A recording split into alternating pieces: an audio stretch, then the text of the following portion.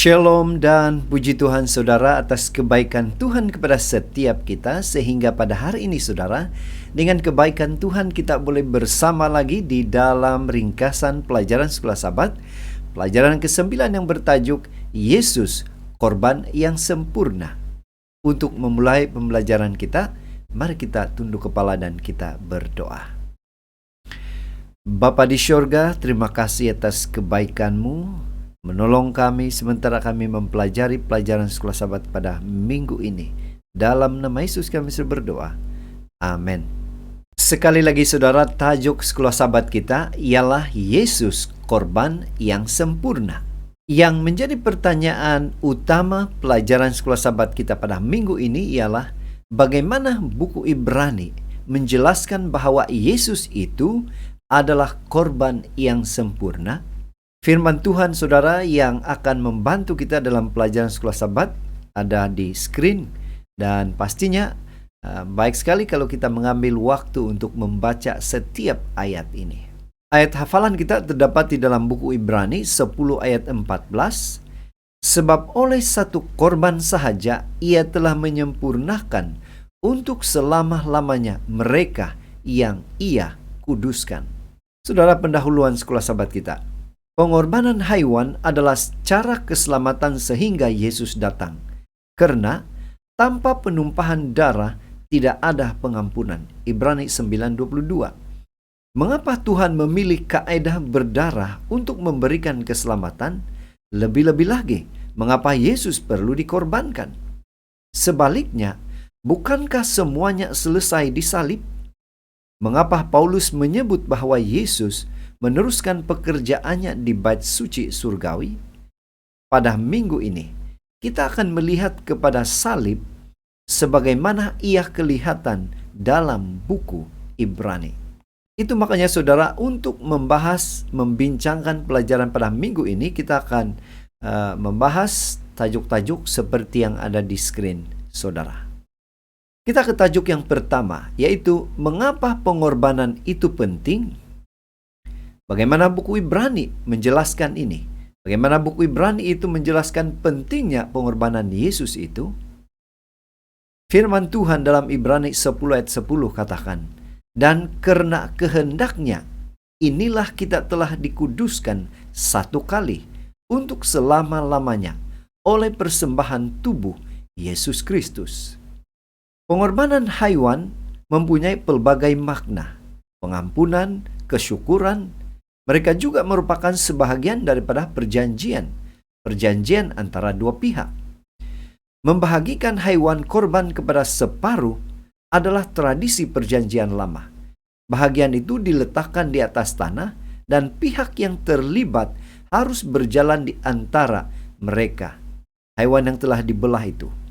Setelah dilakukan ini, tokoh yang terlibat, Abraham, dengan penuh hormat melewati antara bahagian-bahagian korban, membuat sumpah yang hikmat kepada Tuhan tentang ketaatan yang kekal. Ellen G. White, Patriarch of Prophet, chapter 12, halaman 137. Kemudian, Tuhan melakukan perkara yang sama, dengan itu mengesahkan perjanjian itu. Perjanjian dengan Tuhan memberikan Israel laluan ke tanah perjanjian sebagai harta warisan mereka. Bagaimanapun, hal itu melibatkan satu set hukum dan pemercikan darah ke atas mezbah. Pemercikan darah menggambarkan nasib pihak yang melanggar perjanjian itu. Inilah sebahagian mengapa Ibrani mengatakan bahwa tanpa penumpahan darah tidak ada pengampunan. Ibrani 9:22. Pertumpahan darah juga diperlukan untuk mengesahkan perjanjian baru. Dalam case ini, darah Yesus. Tuhan ada di sana. 2 Korintus 5:19. Adakah Anda akan mengesahkan perjanjian dengan berjalan bersama dengan Yesus setiap hari?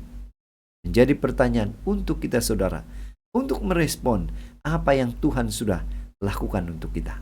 Tajuk yang kedua, pelbagai jenis korban. Yang menjadi pertanyaan, bagaimana buku Ibrani menjelaskan ada beberapa jenis korban. Apakah ada tujuan yang berbeza dengan jenis korban ini? Firman Tuhan dalam Ibrani 9 ayat 14 mengatakan, betapa lebihnya darah Kristus yang oleh Roh yang kekal telah mempersembahkan dirinya sendiri kepada Allah sebagai persembahan yang tak bercacat, akan menyucikan hati nurani kita dari perbuatan-perbuatan yang sia-sia, supaya kita dapat beribadah kepada Allah yang hidup. Kematian Yesus memberikan pengampunan atau pelepasan dari dosa-dosa kita. Pengampunan dosa kita bagaimanapun melibatkan lebih dari sekadar pembatalan hukum atas pelanggaran perjanjian kita. Ia melibatkan unsur-unsur lain yang penting. Itulah sebabnya terdapat 5 jenis korban dalam setiap persembahan korban Israel dalam perjanjian lama. Setiap korban ini penting untuk menyatakan makna besar salib Kristus. Korban-korban di tempat suci mengajar kita bahwa pengalaman keselamatan lebih dari sekadar menerima Yesus sebagai pengganti kita. Kita juga perlu mendapat bekalan darinya, mengongsikan faedah-faedahnya kepada orang lain, dan membayar ganti rugi kepada mereka yang telah kita perlakukan dengan tidak benar. Beberapa jenis korban dan persembahan dipersembahkan di tempat kudus bergantung pada tujuannya. Nah, yang pertama, korban bakaran. Itu dimakan sepenuhnya, melambangkan penebusan penyerahan Yesus sepenuhnya di kayu salib. Yang kedua, korban sajian, yaitu ungkapan syukur atas pemberian Tuhan. Itu melambangkan Yesus sebagai roti hidup. Yang ketiga, korban keselamatan. Itu menyiratkan makan bersama yang menyenangkan bersama keluarga. Itu melambangkan Yesus sebagai kedamaian kita. Yesus juga mengundang kita untuk makan tubuhnya dan minum darahnya. Yang keempat, korban penghapus dosa. Ini memberikan penebusan dosa. Itu melambangkan Yesus sebagai penebus kita. Yang terakhir, korban penebus salah. Itu memberikan pengampunan ketika perbaikan atau pemulihan juga diperlukan. Tajuk yang ketiga, korban Yesus yang sempurna. Yang menjadi pertanyaan untuk kita ialah bagaimana buku Ibrani menjelaskan apa yang diberikan dari pengorbanan Yesus. Apa makna pengorbanan Yesus itu? Dan bagaimana mungkin pengorbanan Yesus itu adalah pengorbanan yang sempurna? Saudara, Ibrani 7:27 katakan, yang tidak seperti imam-imam besar lain, yang setiap hari harus mempersembahkan korban untuk dosanya sendiri, dan sesudah itu barulah untuk dosa umatnya. Sebab hal itu telah dilakukannya satu kali untuk selama-lamanya, ketika ia mempersembahkan dirinya sendiri sebagai korban. Saudara, para imam Lewi yang ramai yang telah menjadi imam, karena mereka dihalang oleh maut untuk tetap berterusan dalam jawatan mereka. Dibandingkan dengan Yesus yang hidup selamanya dan memiliki imamat kekal, para imam Lewi setiap hari dan setiap tahun mempersembahkan persembahan dan korban yang tidak dapat menyempurnakan, sama ada diri mereka atau orang yang meminta diampuni. Namun, Yesus mempersembahkan dirinya sekali untuk selamanya, sebuah pengorbanan tunggal yang membersihkan hati nurani kita dan menyingkirkan dosa. Pengorbanan Yesus lebih tinggi daripada pengorbanan haiwan, karena Yesus adalah anak Allah yang dengan sempurna memenuhi kehendak Allah. Bagaimana pengorbanan Yesus itu dikatakan sempurna? Pengorbanan Yesus menggenapi semua pengorbanan perjanjian lama. Ini memiliki ciri-ciri unik seperti berikut. Secara ringkas, saudara, kenapa pengorbanan Yesus itu sempurna? Karena ia membersihkan hati nurani kita. Ia menghapuskan dosa kita. Ia memberikan pengudusan. Ia efektif dan tidak dapat ditandingi. Ia membuat kita sempurna, memungkinkan kita untuk dekat kepada Tuhan, dan memberikan kita teladan untuk diikuti. Tajuk yang keempat, salib itu dan harga pengampunan. Yang menjadi pertanyaan, bagaimana buku Ibrani menjelaskan salib itu dan harga pengampunan?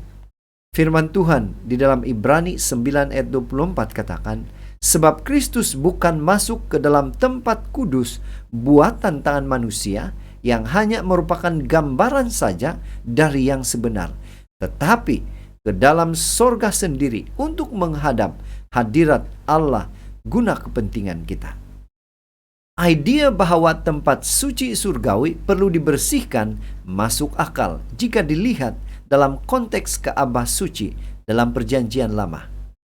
Tempat kudus adalah simbol pemerintahan Tuhan, dan cara Tuhan menangani dosa umatnya memberi kesan kepada persepsi masyarakat tentang kesucian pemerintahannya. Sistem persembahan korban bangsa Israel menggambarkan hal ini, yaitu ketika seseorang meminta pengampunan, dia membawa seekor hewan sebagai korban ganti baginya. Dia mengaku dosa-dosa ke atas hewan itu, kemudian hewan itu disembelih. Darah hewan itu disapukan pada tanduk mezbah atau dipercikan pada tabir di dalam Ka'bah di bilik pertama. Oleh itu, dosa itu secara simbolik dipindahkan ke tempat kudus. Tuhan mengambil dosa-dosa bangsa itu dan menanggung semuanya itu sendiri. Pelayanan imam duniawi tidak berakhir ketika hewan dikorbankan.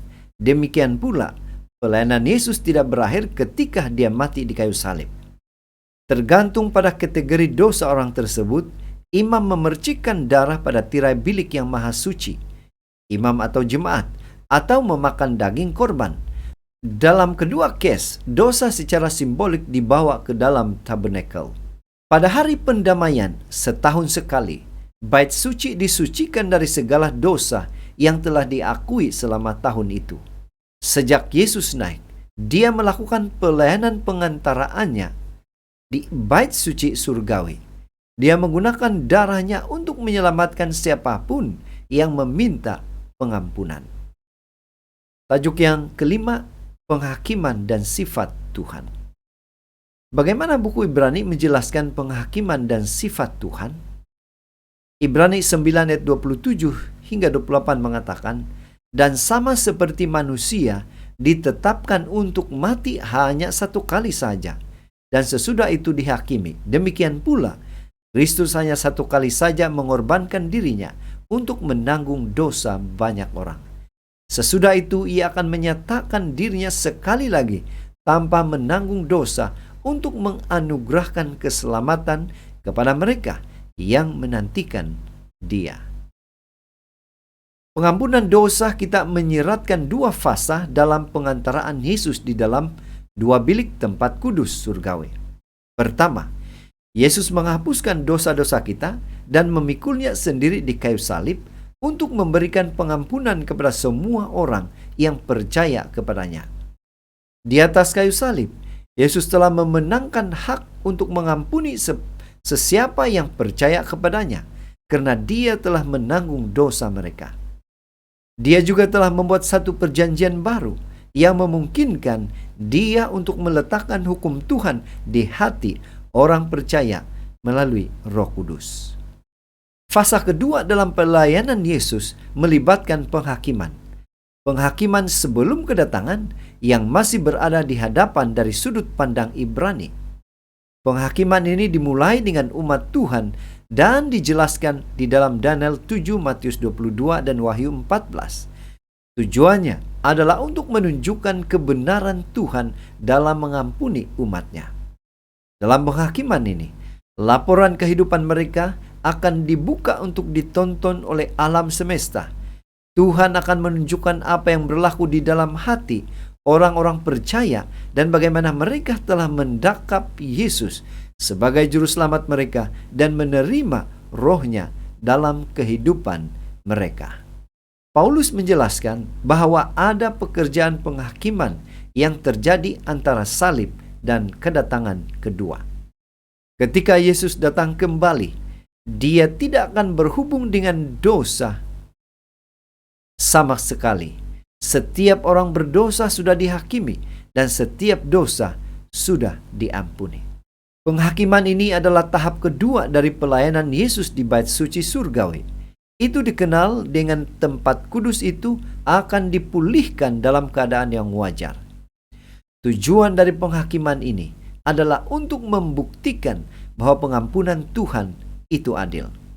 Ketika catatan-catatan dibuka di hadapan alam semesta, Allah akan menunjukkan apa yang terjadi dalam hati orang percaya dan bagaimana mereka memeluk Yesus sebagai juru selamat mereka. Pena Inspirasi juga menjelaskan, bercakap tentang penghakiman ini, Ellen G. White menulis, manusia sendiri tidak sanggup menghadapi tuduhan ini. Dalam jubahnya yang penuh dosa itu, dengan mengaku dosanya, dia berdiri di hadapan Tuhan. Namun Yesus juru damai kita menyampaikan permohonan yang berkenan demi semua orang oleh pertobatan dan iman telah menyerahkan pemeliharaan akan jiwanya kepadanya. Dia membela mereka dan melenyapkan penuduh mereka dengan hujah-hujah Kalvari yang kuat. Penurutannya yang sempurna terhadap hukum Tuhan sampai kepada kematian di kayu salib sekalipun telah mengaruniakan kepadanya segenap kuasa di syurga dan di bumi. Lalu dia menuntut rahmat dan perdamaian Bapanya bagi manusia berdosa. Namun, sementara kita sepatutnya menyadari keadaan kita yang berdosa, kita harus bergantung pada Kristus sebagai kebenaran kita, sebagai penyucian kita, dan penebusan kita. Kita tidak dapat menjawab tuduhan Satan terhadap kita. Hanya Kristus sahaja yang dapat menyampaikan permohonan yang efektif bagi pihak kita. Dia mampu mendiamkan penuduh itu dengan hujah-hujah yang didasarkan bukan atas kebaikan kita, melainkan atas kebaikannya sendiri. Pena Inspirasi menegaskan, Anak Allah yang tidak bercacat celah tergantung di salib, dan segala sesuatu yang dideritanya, titisan darah yang mengalir dari kepalanya, tangannya, kakinya, kesengsaraan yang menyiksa tubuhnya, serta kepedihan yang tidak terperikan yang memenuhi jiwanya ketika wajah Bapa disembunyikan, berbicara kepada setiap anak manusia, menyatakan, bagimulah anak Allah rela menanggung beban kesalahan ini. Bagimulah ia merosakkan kerajaan kematian dan membuka gerbang Firdaus. Ia yang mencelikan mata yang duta dan membangkitkan orang mati, mempersembahkan dirinya di atas salib sebagai korban, dan hal ini disebabkan oleh kasih bagimu. Jadi saudara, dari pelajaran Sekolah Sabat kita pada minggu ini, kita boleh menyimpulkan, buku Ibrani menjelaskan kepada kita bahwa pengorbanan Yesus itu sangat penting. Jika tidak berlaku, maka manusia tiada pengharapan. Yang kedua, setiap korban ada tujuannya. Namun yang paling utama ialah ia akan menyucikan hati nurani kita dari perbuatan-perbuatan yang sia-sia, supaya kita dapat beribadah kepada Tuhan. Yang ketiga, korban Yesus itu sempurna karena dia sempurna dalam semua aspek. Yang keempat, salib itu dan harga pengampunan sama nilainya dengan keselamatan yang Tuhan berikan kepada orang yang mau bertobat meminta pengampunan. Dan yang terakhir, penghakiman dan sifat Tuhan.